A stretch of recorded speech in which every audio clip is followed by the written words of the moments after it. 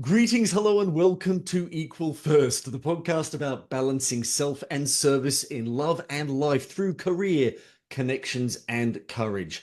I am Rob Farker, your humble host who hopes that by seeking out the connections and wisdom that I need in order to put folks equal first with myself, I can help you, my listeners, figure out how to step into life more fully. It's my pleasure and privilege to be chatting with Estelle Nkubito. In just the first quarter of her life, this lady has done a bunch. She studied for a bachelor's degree in international business management. She has worked as a fashion model and event host, kind of envious of that last one, if I may say so. She has co-run an events business.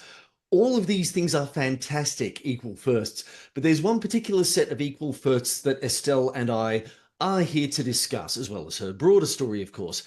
How Estelle has changed her relationship with food and how she helps women improve their own relationships with their bodies and nutrition. A couple of days before this recording, I had the privilege of witnessing Estelle's enthusiasm firsthand when I attended a webinar that she hosted on how to biohack emotional eating.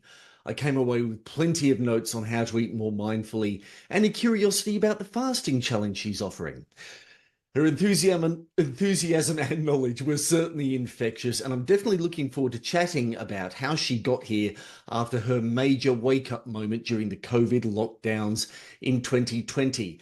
Estelle Nkubito, welcome to Equal First. Well, thank you so much, Rob, for this introduction. That is beautiful. Really, really, thank you. Amazing. You're I'm really well. excited to be here.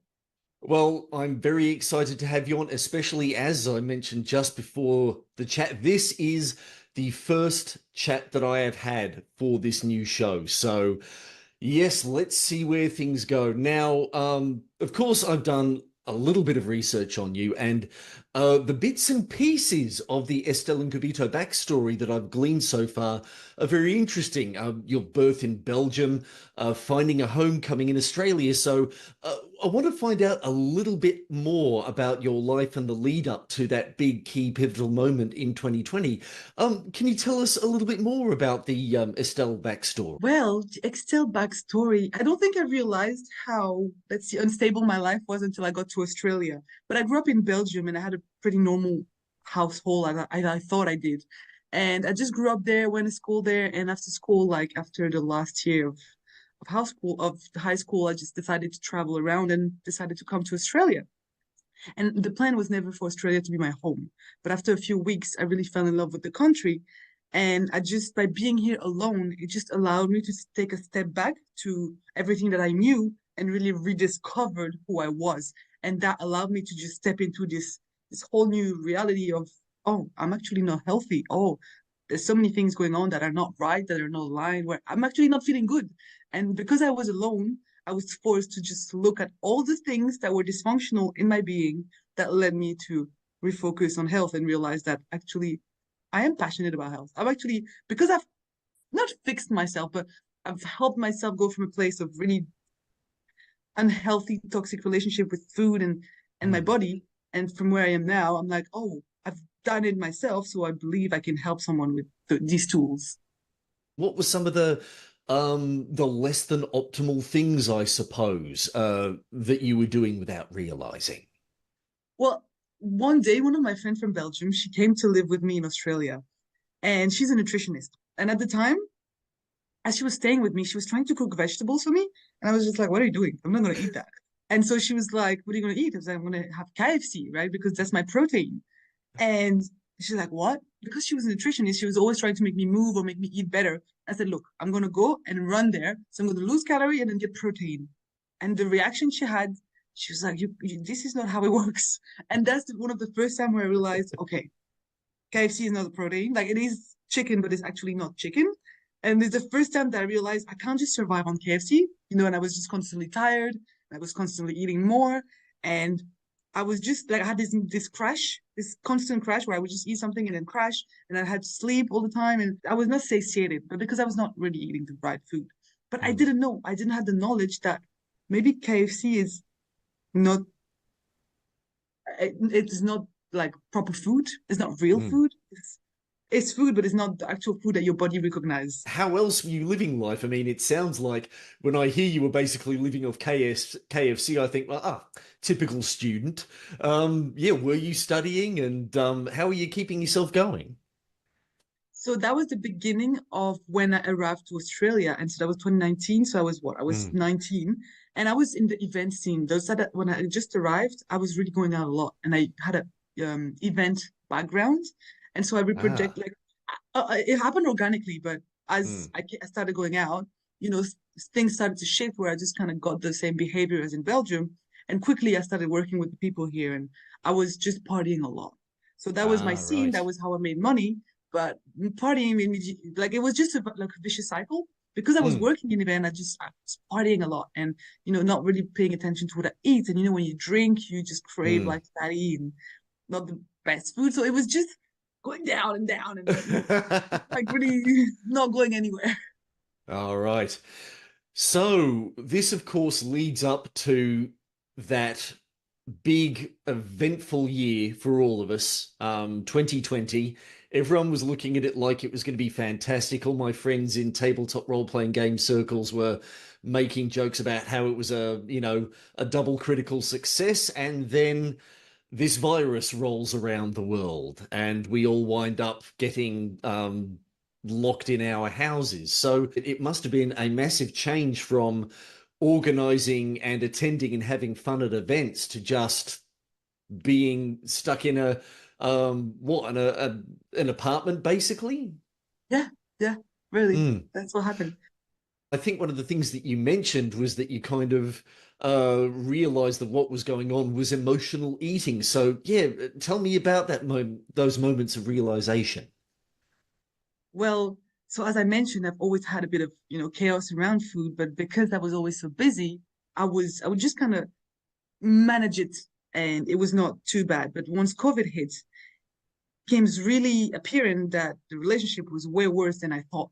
It was, yeah, quite toxic because, I was alone in my apartment in Sydney and there was no one around and it was just me, myself, and I and the food. And that really was like a wake up call around like, okay, there's something going on because obviously I'm eating enough, I'm not hungry, but there's this voice in my head that is like, you need to eat more. And there was this constant battle where, eat more. No, you shouldn't. Eat more. You shouldn't. And and I realized there's something there. And after doing some kind of work, I realized it was emotional and that I was eating the same emotion out. So as soon as I would feel some kind of frustration, I couldn't think anymore. And I just had to reach out for something. And after, and I reached out for some people, I reached out for help because I was like, okay, there's something that I got to do.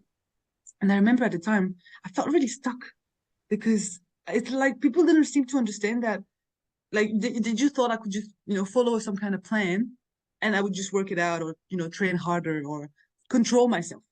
Control yourself. Like it was just really frustrating. And so that kind of answer would just put me in more of a frustration phase. So I just went into a loop and I just had to figure out answers myself, which then led me to where I am today. So it was for the good and the bad. But yeah, it was a bit Mm. it was a journey. Yeah, it did seem like I think you talked about it on another podcast that you were on at one point. Those attempts to reach out for help, just getting knocked back and being told that, you what were you talking about? You mustn't have had that, you mustn't have a problem. What's wrong? There's nothing Yeah, wrong with you. Um, exactly. hmm. So what was that? When was it that you actually first had someone turn around and say, okay, I hear what you're saying. Let's have a look and see if we can work out what's going on. If it did happen, even. It probably happened, but I never felt it. I've never Mm. received the support that I needed. People heard Yeah. me, people tried to help, but honestly, the support that I needed, I don't feel like I've received it. And that's Mm. why but look, it's for the better because I was forced to become my best supporter. Like I went on a journey to find every answer. I went through hell to figure out what the hell was going on with my body, with my brain, with my energy. Who am I? What is Mm. this? Why? Why is it? Why? I was just like, why? And the thing is, no one could answer my why. They would lead me somewhere and answer some kind of technical question and they had linear process, but I was feeling something and it was emotional. So there was something going on. And so I just needed to understand why. And the thing is, after talking to so many women, it's so common, but it's so they made it it's common, but it's not normal. We should, yeah, sometimes you have Mm. cravings, sometimes you reach out for an extra food. That's normal. That's normal. But to the point where it's every day, no, there's just something deeper going on. And it should be brought to our awareness, to just to understand, because we all Mm. deserve to listen and understand what our body has to say. It does seem as though, in some ways, that there is this dearth of knowledge around women's biology and health. I mean, I remember, um, as we talked about in the pre-show interview, I think, we have similar tastes in podcasts that we listen to. And I'm pretty sure it was Stephen Bartlett on The Diary of a CEO who was speaking with this wonderful woman, Mel Robbins, who I've started subscribing to recently, who actually talked about how studies of female biology were all on postmenopausal women so that the people doing the studies could take the hormones out of the equation. And, one of the things that you've talked about a lot pardon me, on your Instagram videos and everything is, how much everything is hormones, and how the hormones are how the brain effectively governs the body. 100%, 100%. Mm. Everything is linked to hormone. And woman has a 28-day cycle, which man is 24 hours. We both have circadian rhythm, which means the sleep and wake time, but as female, our hormone fluctuates on a 28-day cycle. So the Mm. way I feel today will be completely different than the way I feel tomorrow. Whereas men, the way you feel today might be probably the same as tomorrow, unless Mm. obviously things happen. But on a hormonal level, your hormones are quite balanced and regular on a daily Mm. basis, basically. Well, I guess, I mean, although, comparing a 24-hour cycle to a 28-day one actually makes me think that, you would think that compressing 28 days into 24 hours, that men must be extremely flighty, and Yeah, very right? unst all those 100%. fluctuations in such a short space of time, how do they ever get Yeah. things done, men? That's why they say if your husband say no, go back and ask him in 15 minutes. They say ask again I in 15 do like minutes that one. because testosterone will goes up again. Indeed. This is a joke they used to say. He might be in a better mood. Yeah. So, um, this, of course, leads us to this very uh, fun titled topic of biohacking, which I think, again, in the pre-chat, I said, you say that word, or at least when I say it, because let's face it, I'm a science fiction nerd, it immediately conjures up, a 3D rendered model of a molecule on on an old-fashioned green screen kind of thing. And all kinds of bioengineered craziness that you see in movies. So, how would you demystify biohacking for someone who has just heard the word and gone bio-whatting? Like, how am I supposed to like hack my biology? What are we talking about here? Am I meant to be injecting shark collagen or something? Yeah. Oh, yeah. Well, no, I completely get it. I get what you're saying. And the way I see it, it's more like you tweak some area of your life to just get a better outcome on your lifestyle. Let's say top biohackers, they use technology and machine to like reverse their actual biology, but using specific machine. What I do Mm. is I look at your actual lifestyle and I tweak it so I can optimize your level of health and the quality of your life. For example, having a sleep routine, a morning routine, a night routine. Yeah, having a way to regulate your stress, hacking the way you eat so your body gets a better digestion. You tweak those areas, and I look at the lifestyle. So yes, Mm. sometimes I implement machines and technology if it's required, but I look first as how stressed are you? How much do you go to the toilet? How many meals a day do you have? How well do you eat? What's the quality of your relationship?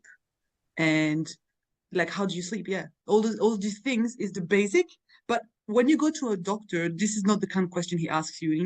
Like, Mm. did you know that as women, our cholesterol rise at the first end of our cycle? The first part of our cycle, we have a high cholesterol, and the last 2 weeks of our cycle, our cholesterol drops. So as a woman, most of us has been told that our cholesterol was too high. But have they ever asked us, which phase of your cycle? What is it? Which day of your cycle are you in? Never. There's studies coming out right now that shows that women's cholesterol fluctuates depending on her cycle. No one's ever told us that. But yet we've been ashamed, like we've been told that our cholesterol is too high or you're gonna lose weight, but our weight Mm, fluctuates through the 28-day cycle as well. I'll be like my weight will be what, like sometimes 2-3 kilos at the end, not 2-3 kilos, like it will be a few grams more at the end than at the beginning because of all the hormonal shifts. Yet mm. all about losing weight, and your doctor will tell you just lose weight and it'll get better, but it's not that easy. There's so many things to take in consideration, and that's what I look at. And I use biohacking, which is an alternative approach to basically everything. And because I love food so much, I had to figure out a way to eat without impacting my body as much. It's just for the love of food. It almost seems a stereotype that Europeans generally seem to have a better relationship with food than cultures that have descended from that little island on the west of Europe, the the Great Brit, the British Isles. Yeah. Oh, yeah, that's Then true. yes. And so when did you start taking your interest in biohacking and taking it out to the world and realizing that there's something that you could help other women with? So in March, I so I've been biohacking for quite a while, but I didn't know it was Mm, called like this. In mm, March, I discovered the term, and the more I read, the more I research about it, the more I'm like, well, I live like this. This is how my life is, and I just started to realize that okay, that's what I do, and I didn't know that actually it's a very easy way to look at things, and it doesn't make health as hard and complex. And so that when I really looked into the subject of biohacking and I read what people did, I was like, this helped me a lot. It was like the missing piece to all the health stuff that I've learned. And I realized that's what I want to be teaching. And I don't see many people talking about it or, sharing advice on how to just tweak your your lifestyle. And I realized that's what I want to be talking about. And also because for me, it was the easiest, it was the last piece, the missing piece. I had education on nutrition and health and wellness. I did course, retreat. I had practitioners. I had all kind of things. But when I discovered biohacking, it was like, ah, okay, now I can put everything together and it doesn't have to be so hard. that is fantastic. It's nice how just like a little reframing can bring everything together. So, um, tell me a little bit then about that process of turning into, for want of a better phrase, a business of putting it out there and seeing who else you could help with it, and then setting up the structures to do so. Well, at the moment, I run masterclass, as you've seen. I'm Hmm. doing a fasting challenge where I just teach people the basic of how if they want to start fasting, the basic they need to know, and how to start fasting safely, and how to start, how to break a fast, how to begin a fast. And then the next step is a 6-week program. And then I offer as well one-on-one where I listen and I look at as the whole person. So I look at their whole life and I design a plan, a program according that fits their lifestyle. And I include fasting, I include night hacks, morning hacks, nutrition hacks. I include breath work, so stress management. I include stuff that just will slowly like improve their Mm, lifestyle. So I look at everything, everything from the relationship to the stress to the sleep to the digestion, everything. mm. That is Yes. fantastic. So it sounds like it's still a little bit in the early days right at the moment. It's in the making. I think it's because it's aligned and I feel like it was my purpose. Like honestly, I feel Mm, like I've never been so clear about my life's journey and about my mission and about the vision is so clear. It never happened before, mm, but it's like I can see what it's going on. It's almost, and the thing is, because I'm aligned, everything is just flowing. It's happening. I'm not, I'm not putting too much effort because I know I don't, I like I want to, but it's not hard because I feel like my message is like I share from my heart. I share Mm, from like I'm passionate. I do have real tools, and I come from pain. So I feel like I have this kind of knowledge to share, and I understand those women. I understand the one that are suffering, the one that are struggling, because I was there. And mm, that's what I lacked. I wish someone understood me. And people tried, but they never understood me. And I'm at the beginning, but I feel like it's going to go off really quickly because there's a need. Women mm. need, they want to feel understood. And that's what I Yeah, provide. I understand their pain, their struggle. I just get it. And yeah. honestly, it's huge. Women are suffering. Women are taking pills that are destroying their gut. Women are being put on the pill for years, even after menopause, and it's destroying their gut. Women have PCOS, endometriosis. So much stress. There's so much shit put on women, and the medical system has just started actually studying women. Most of the studies has been done on men. Mm, Why? Because of the menstrual cycle, and as you said, they didn't want to take the hormone into consideration. That's that's outrageous. And that I'm like that I want to be the voice. I want to be a voice and be able to just restore balance and bring back awareness to the fact that, hey, once you start living according to your cycle, once you start listening to your body, once you work with your body in flow, everything starts to flow. And I'm applying it. I'm applying this thing, and I can see how everything shifts. Like I took this date on purpose because I'm at the right time, and I know that right now in my cycle, my communication flows. My words are better. I look better. I feel better. It's all a hack. And then ah, from next week, I know that I have to avoid taking podcasts, or I just have to find other ways because you know my hormones are getting higher, so I don't want to be too much in the out. I want to be in because that's I'm coming into autumn. So that's yeah. And we call the menstrual phases, it's like the season. When you're in winter, it's the first of your bleed. When you're in spring, that's when you're about to ovulate. And when you're in summer, you're ovulating. And in autumn is when you're about to get into winter. So that's how that's the mm, language that we use as female to talk about our bleed, that are seasons. Because it is season. We are a representation of nature. mm. God, I almost feel like I'm being let into the secret women's business here a little bit. I mean, it's like, I've never heard the menstrual cycle expressed in that way. And then you go, well, Rob, how many times have you heard the menstrual cycle talked about generally now? So, That's I true, mean, right? I guess this is an interesting thing, in being able to talk about it with other women. And now you're here on this podcast talking about it with a man. It's also, it allows us to be aware a bit more of what's going on. And now that um, I all of a sudden, I find myself thinking of this, and apologies for drawing a very male analogy. There was this action movie called Broken Arrow back in the day, that starred the great John Travolta, who turned out to be the villain in it. John basically winds up stealing a bunch of nuclear weapons and holding the world to ransom so he can retire to a tropical island somewhere.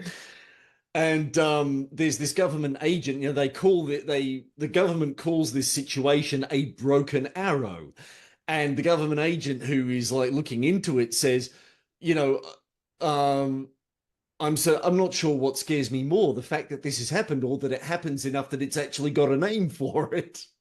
So it's just this idea, that that women have, it seems almost a silly statement to make. Of course it happens to every woman in their lifestyle, so of course they would have a set of terms that describe where they're at, and they can, it's an internal shorthand, so you can just say, oh look, I can't come out, I'm in my winter at the moment. And oh, would asking what phase which is the phase that suits you going on podcasts at the moment be, or would that be a bit Summertime. would that be a bit rude? Summertime. No, no, summertime. Summertime, Ah. because when a woman ovulates, she looks more attractive, her communication is clear, her skin is brighter, her hair are better. Everything is amplified because she's getting ready for ovulation. So basically everything is shining from in and out Hmm. because she's getting ready to basically like conceive. Even the masterclass. Like if I have masterclass, obviously with the fasting is different, but when I have a masterclass as well, I'll make sure that I'm in the ovulation phase. I've just made a note because I've noticed ever since I started putting up notice that I'm doing a new podcast and telling people what it's all about, a lot of the folks who've come back on that Facebook group that we're part of, I'm pretty sure the majority of them are women. So I'm Oh, starting to wonder, it's like um, understand. yeah, I'll have to get in touch and like when we start sorting out the chats, it's like I might have to start dropping in. So do you want to make sure that you're in summertime when You we know what? That would be a game changer. But you know what's sad? Not most of the women are not aware of which phase they're Hmm. in, and that's where I come in, and I want to bring awareness. But a lot of women, unfortunately, they're not aware, because they Hmm. don't know. We just haven't been educated around the fact that your cycle is important to keep track of. We Hmm. haven't been educated, so you can help them as well understand that it's Well, important. yeah, I might have to wait until this episode actually goes live because I do fear, tossing this term out there, and next thing I know, I'm looking like some smart ass fella who's instructing a woman on her friggin' menstrual cycle. Yeah, Thank you very much in the terminology. It's like, yeah, yeah, you gotta be careful. yes, that would go down well, I think. Yeah, yeah, yeah. You I gotta be think I'd careful. want. You need to know. Yeah, yeah, Yes, no. no. I'd probably wind up seriously cancelled for that. So, uh, now another thing I'm curious about. So, you are, of course, um, one other thing that it seems we have in common is that we're both taking this project on. It's the early days. It's in our spare time. We're doing it on top of a day job. Um, Now, again, from what little I've been able to see so far, I mean, of course, you were in events, and I think that was I'm trying to remember when that article on you was done. I think it was 2022. Um, so, are you still in the events sector, or have you moved? Oh, That's a yeah. I stopped. Oh, after COVID, I our last event because we used to do private events at some point, Hmm, and after a, lo- we still tried during COVID, but we lost a bit of money because we were doing proper like nice parties, and hmm, after COVID, after losing so much money, I stepped back. And the thing is, after doing all this work and trying to understand what was going on, I stopped drinking alcohol for like a year and a hmm, half. I haven't drank, and now I'm at a stage where like, I have a glass of wine here and there, but I'm not into drinking, and I became a nerd. Like all, I'm just so passionate about learning that at the moment, all I want to do is learn about myself, about my body, about biohacking, about health, and I want to hmm, spit it out in the world. Like not spit it out, I want to vomit and blurb information to people and just because I feel like I wish someone told me all the things that I'm learning now. Like, obviously, I'm still young, but hmm, I wish someone told me this like 5 years ago. I wish hmm, someone told me that 5 days before your period, you'll crave carbs, or 5 days, this is gonna happen. Like, oh, this is normal. I used to beat myself up not knowing and thinking I was even more broken. Well, no, it's just no information is out there. And so hmm. that's why I feel like I'm on a mission to just spread the word. And so that's why parties or events, it just doesn't resonate anymore. No. Yeah.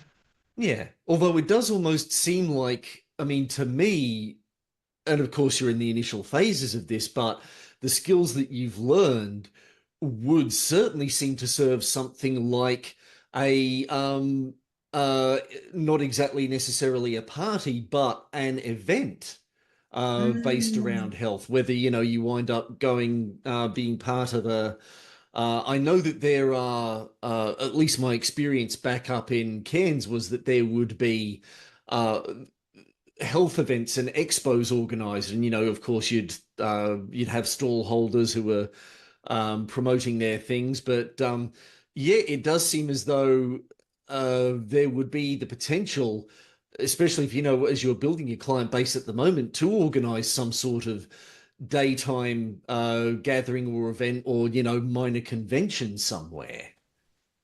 Yeah, that's definitely on the list because the goal Mm, for me is to focus on public speaking, building mm, my platform, getting back into content creation and really spreading the word out there. I will be coaching mm. people and giving program and doing some things, but my main goal is really spreading the word and Yeah. teaching and educating and informing people about, hey, there's so much we don't know. Yeah.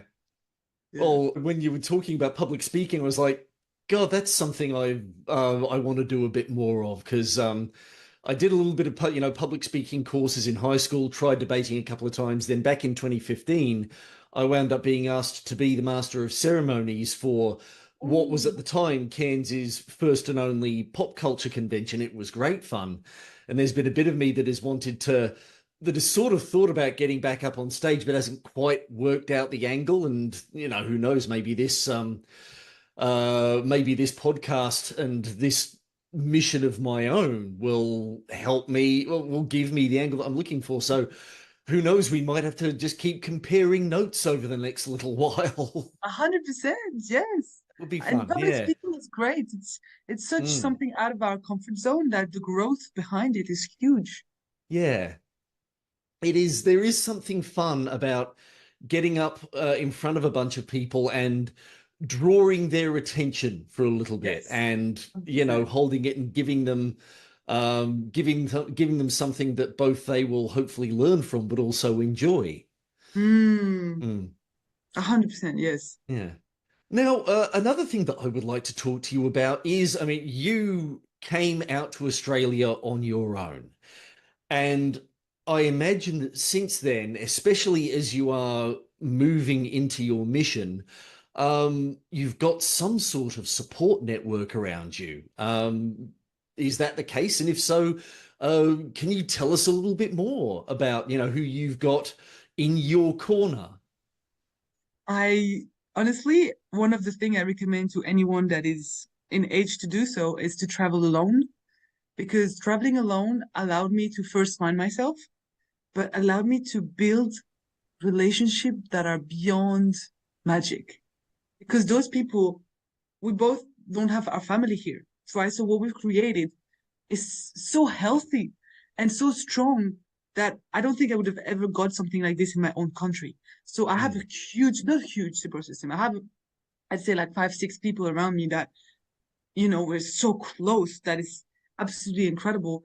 mm, And it's just so healthy. Clear communication, growth mindset. We push each other. We understand each other. We give ourselves space. It's just, and I didn't know what healthy relationship means until I got here. Not that, mm, it was quite chaotic at home back then, but like it was never a big deal because, I could always manage it as well. But arriving here and now that I've been here for 5 years, I look back, the relationship that I have now is been 4 or 5 years that I have those relationships. And wow, it's healthy. I feel alive when we speak together. When I leave a conversation, I feel high because I feel their love. It's mm. incredible. Like it's so fulfilling, and I've never experienced a relationship like this before. I'm envious, I will admit. I have, it's weird. I grew up in this city. My mum, and dad and I moved out here in the late 80s. Mhm. But, and I've got friends of mine who I've been slowly catching up with. But yeah, I think I've got a good mate of mine in Canada. Scott, if you're watching or if you happen to be listening, he might wind up actually either editing these recordings himself or getting one of his team to do so. Hi, mate. Um, he told me at one point a few years back that I've been kind of looking for my ride or die crew. And Mm, I think, especially as I have been scared of my own shadow for most of oh, my life, I think. Um, the story, at least that I tell myself, is I, as much as there are a lot of good things in the relationship that my late wife and I had, a lot of what a lot of what I was when I was with her was running away from things. We moved to mm, her house in Cairns because I didn't know what I was doing with myself in Sydney anymore. Not that I don't think I ever did in the first place. yeah. And now it's starting to feel like, okay, now I've got a thing, and now I'm interested in all of these somewhat entrepreneurial aspects of life, trying to create there's part of me that hesitates to say business, but at least it feels like You are creating a an business. honest term. Yeah, that I need at least a few more people around me who know what that's like and who, I can go to and hang out with and hopefully give as good as I'm getting, even if maybe a couple of degrees down because I'm still learning. So Yeah. that is definitely one of the reasons why I'm doing this podcast is because I talk about career connections and courage, and it's the connections and the courage that I'm trying to build, and hopefully the people listening to this show will feel a little bit less alone in going, I like the idea of all this stuff, but I have no idea where to start. And it's all a bit scary because that's what it is. That's what it is for me right now. And Yeah. yeah. I completely Well, understand. Yeah. mm, A lot of people are but in this situation.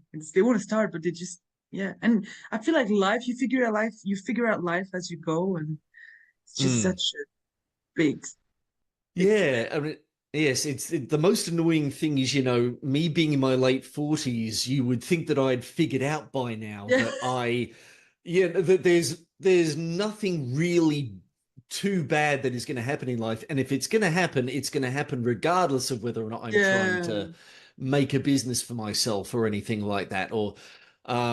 But yeah, there is still just that somewhat, that fear, that you can't really define at times, but it is there, and sometimes it feels like it's like just play it safe. Don't do the Yeah. thing. Do even yeah. Even though I've kind of realized that if I just keep doing that, then my future is probably not going to be great. Mm. Yeah. So, looking a little bit toward the future, is there anything that you can see for yourself on the near horizon that you're looking forward to doing? I mean, you've already talked about the fasting challenge. Is there anything else within the biohacking sphere that you're developing and you're kind of looking forward to eventually bringing to the world? Well, so the fasting challenge, and then my next goal would be a 6 or 8 week challenge to take people on and really give them a lot of knowledge and information and educate them on how to live according to their menstrual cycle, which would be mainly women. And Mm, then the next focus would be about building my social media presence. So really getting back on there and um making reels, educational reels, mm, and really boost that presence and just starting to engage more, and then probably early next year go on stages, like maybe one day like the Mind Body Festival, or like biohacking conference or health conference. That would be the goal. But yeah, in the near future, the fasting challenge, and I'll do other masterclass as well. mm, And yeah, just social media probably as well will be the main one. mm. On a more aspirational level, what do you want your future to look and feel like? That's a great question. Trust me, I'm still working it out myself, so don't worry if you're feeling a bit Oh, vague. That's a you know what? I've never been so clear in my entire life. I value three things: growth, freedom, and health.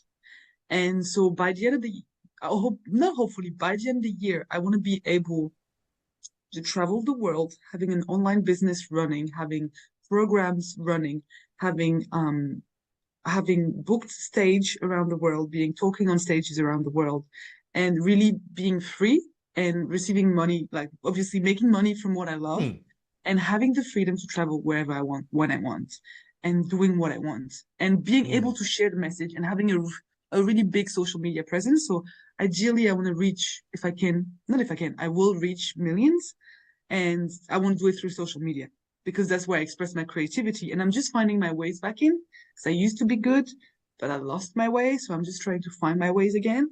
And so that would be the goal, to use my social media to reach people, be free, and be rich. hmm. The Absolutely. No, I'm starting to realize, uh, I think as long as you're finding the balance right, Mm. that's a great place to be rich in, as long as you know you're making a good amount of money, but you are, I think the main issue with making money is the people who then hoard it. And I think, uh, money is there to be spent, and it's there to be spent on the things that you genuinely value. And but yeah, there's certainly something to be said about having a lot of it to spend. Absolutely. Yes. Um, Because the more you have, the more you can create as well. yeah. And Yeah. but I mean, I'm glad that you've got such a good idea of where you want to go. I mean, I can't remember uh who specifically it was I was listening to recently, but when people when you ask people about why they want to be oh, of course it was another Diary of a CEO chat, Ramit Sethi, Yeah. who I've realized I've got to I think I ought to um, I've got a fun money budget. I've got a good amount of money stashed away, and I keep going, oh, but I don't want to spend it. I want to save it up. And it's like Yeah. now I'm kind of going, okay, no, Rob, invest in yourself, buy some books, read the damn books. And I'm Yeah. starting to think, yeah, I'm starting to think Ramit Sethi's "I Will Teach You to Be Rich," the main book on the workbook would be a pretty good idea. But one of the things he talked about was like, asking people why they want to be rich. And usually it's more like, so I can do whatever I want whenever I want to do it. And then he says, okay, great. What do you want to do? And they kind of go, I don't know. Yeah. um, I want to yeah, explore the world. I want to be a world traveler. mm, That's the reason. yeah. I get the feeling that's something that would I've never really aspired to it, but I get the sneaking suspicion that it would serve me. But Yeah.